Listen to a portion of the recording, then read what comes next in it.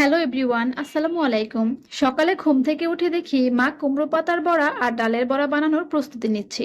এটি দেখে আমি অনেক খুশি হয়ে গেলাম, কারণ দুটো আইটেমই আমার অনেক পছন্দের। তারপর ভাবলাম মাকে একটু হেল্প করা যাক, তার জন্য মাকে উঠিয়ে দিয়ে আমিই বসে পড়লাম বড়া বানানোর জন্য।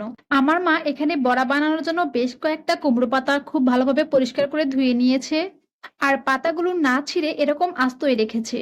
আর এইদিকে কিছু পরিমাণ চালের গুঁড়োর মধ্যে সামান্য পরিমাণে একটু হলুদ গুঁড়ো, মরিচ গুঁড়ো, ধনিয়া গুঁড়ো, স্বাদমতো লবণ আর কিছু পরিমাণে পানি দিয়ে একটি ডো বানিয়ে নিয়েছি। আমি আসার আগেই মা ডোটা বানিয়ে ফেলেছিল, তার জন্য আপনাদেরকে দেখাতে পারলাম না।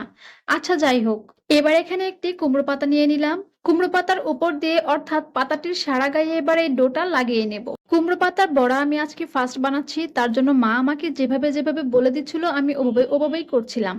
ডোটা লাগানো হয়ে গেলে এবার পাতার ৩ সাইড থেকে এভাবে করে ভাঁজ দিয়ে নেব। সবগুলো পাতা দিয়ে এরকম ত্রিকোণাকার করে বড়ার শেপ বানিয়ে নিয়েছি। এই তো বেশ কয়েকটা বানানো হয়ে গেছে, এবার এগুলোকে গরম তেলে ভেজে নেব। তার জন্য চুলায় একটি প্যান বসিয়ে বেশ খানিকটা পরিমাণ তেল গরম করে নিয়েছি। এবার এক এক করে পাতার বড়াগুলো দিয়ে দিচ্ছি। এগুলোকে এখন একদম মচমচে করে ভেজে নেব। একটা সাইড ভাজা হয়ে গেলে এবার অপর পাশটা উল্টিয়ে দিচ্ছি। চালের গুঁড়া দেওয়ার ফলে এই বড়াটি অনেক বেশি মচমচে হয়। তবে অনেকে চালের গুঁড়ার পরিবর্তে আটা অথবা ময়দাও দিয়ে থাকে। কিন্তু যারা একদম মচমচে বড়া খেতে চান তারা অবশ্যই চালের গুঁড়াটা ইউজ করবেন।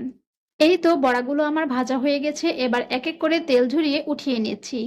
এক বেশ ভাজা হয়ে গেলে আমি আরেক বেছে আরো কিছু বড়া দিয়ে দিলাম। আর এভাবে করে আমি সবগুলো বড়াই ভেজে নিয়েছি।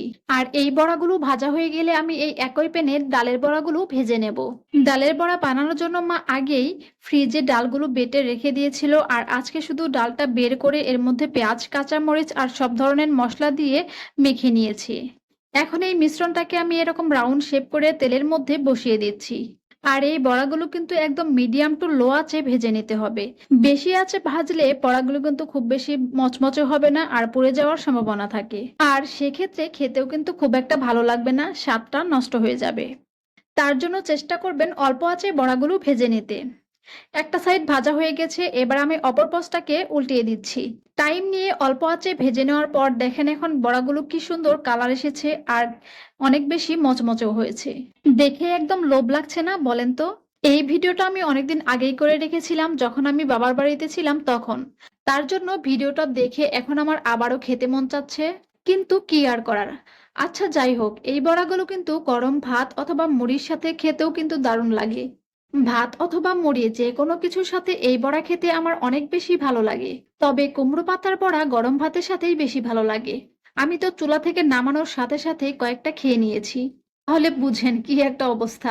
কুমড়ো পাতার বড়াগুলো দেখেন কি সুন্দর ক্রিস্পি হয়েছে। হাতে নিয়ে মুঠি করতে একদম ভেঙে ঝুরঝুরে হয়ে যাচ্ছে। আর ডালের বড়াগুলো কি আর বলবো, আপনারা নিজেরাই দেখে নিন।